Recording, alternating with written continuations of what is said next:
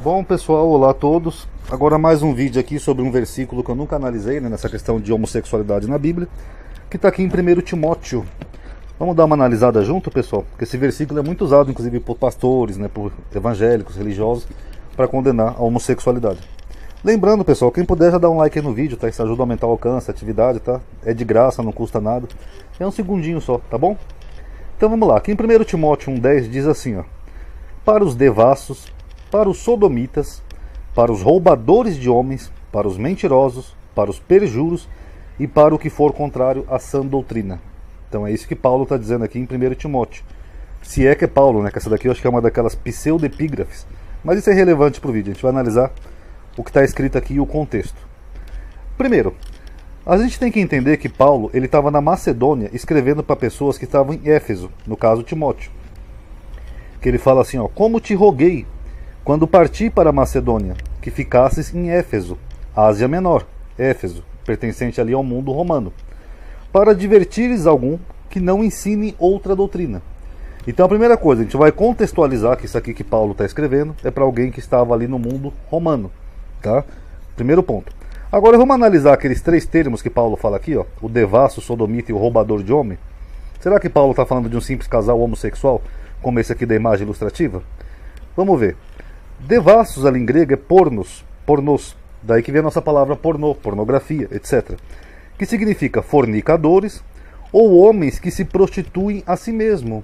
Olha que curioso, então Paulo não está falando de homossexual, assim como um casal que se envolve sexualmente no relacionamento. Ele está falando de homens que se prostituem a si mesmo. Olha aqui, ó, o termozinho aqui, ó. Deixa eu até diminuir que eu acho que não vai dar para vocês verem aqui, ó. Aqui, ó, pornos. É um nominativo masculino, é um fornicador, um homem que prostitui a si mesmo. Paulo está falando de um prostituto, de alguém que se vende sexualmente. É disso que Paulo está falando aqui. A outra palavra, sodomita. Sodomita é a mesma palavra lá de Coríntios, arsenocoites. Lembrando que arseno é macho e coito é sexo, ou seja, quem faz sexo com macho. Homens que deitam com homens, pederastras. Então basicamente isso. Agora o motivo, nós vamos analisar aqui no vídeo.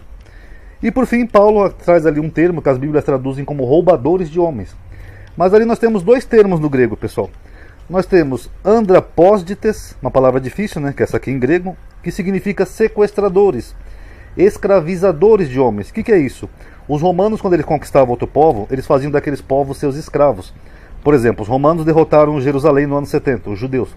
Então eles levaram os judeus como escravos para Roma. Inclusive foi a mão de obra escrava que construiu o Coliseu Romano, que existe até hoje lá em Roma, mão de obra escrava. Então os romanos eles eram escravizadores. É disso que Paulo está falando aqui.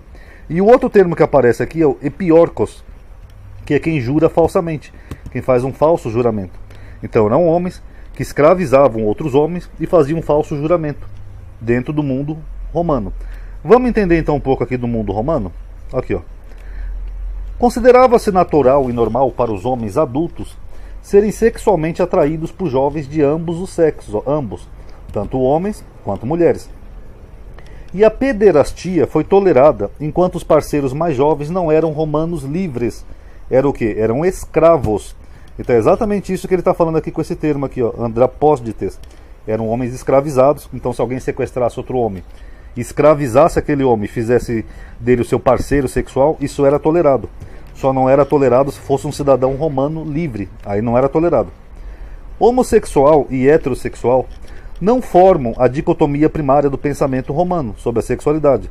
E nenhuma palavra latina existia para esses conceitos. Aqui é uma imagem ilustrativa da arte romana, tá? Onde você vê que era muito comum isso daqui, ó. Um homem mais velho com seu escravo sexual. Aqui, ó. Tem até um espiando aqui, ó. Um voyeur aqui. Na imagenzinha. Isso aqui eu acho que é um vaso romano, tá?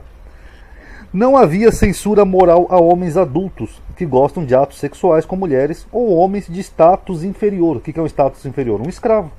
Basicamente isso. Contanto que seus comportamentos não revelassem deficiências ou excessos, nem infringindo os direitos e prerrogativas de seus pares masculinos. O que ele está dizendo aqui, pessoal? Que havia umas certas regras para você ter um escravo sexual. Então você não podia ter excessos ou infringir certos direitos. Por isso que os romanos faziam um juramento. E é por isso que aqui em Timóteo ele tem esse termo aqui, ó, pessoas que juram falsamente, tá? Esse aqui, ó, epiorcos, pessoas que juram falsamente. ou seja, que não respeitavam o direito romano, tá bom? Enquanto que a efeminação percebida era denunciada, especialmente na retórica política.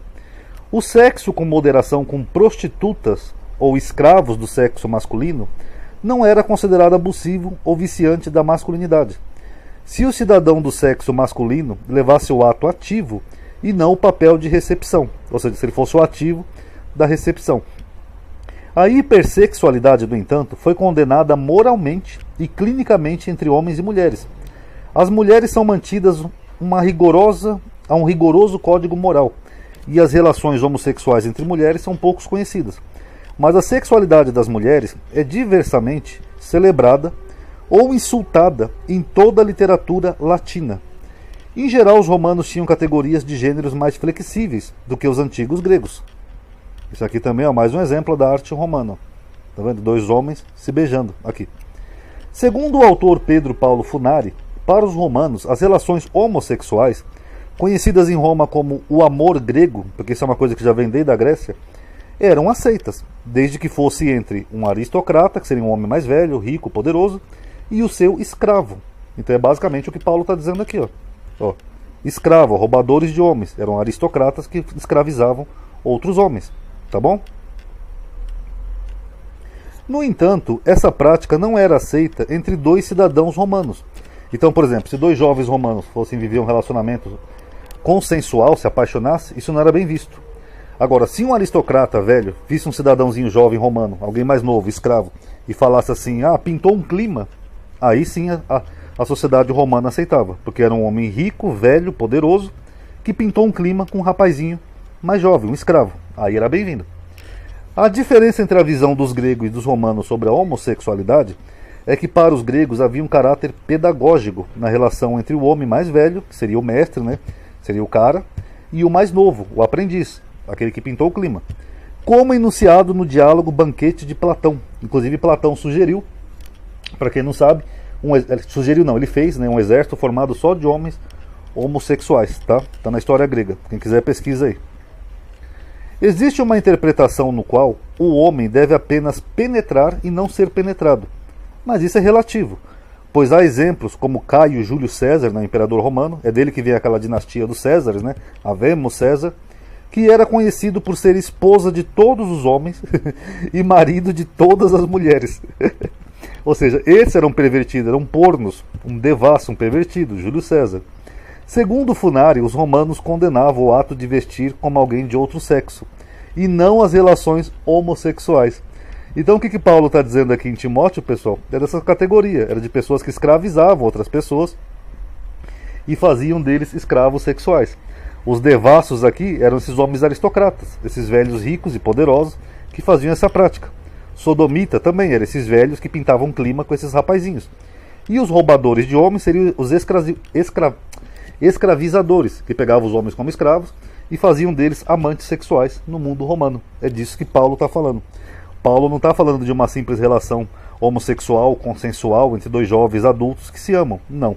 Ele está falando aqui de sodomia, de roubo, escravidão e até um abuso sexual, de você forçar um escravo a ser o seu escravo sexual. É disso que Paulo está falando aqui em Timóteo. Tá bom, galerinha? Quem gostou, dá um like aí no vídeo. Isso ajuda a aumentar o alcance, o engajamento, tá? Espero que tenham entendido, espero que tenham gostado. Obrigado por ter assistido. Paz a todos.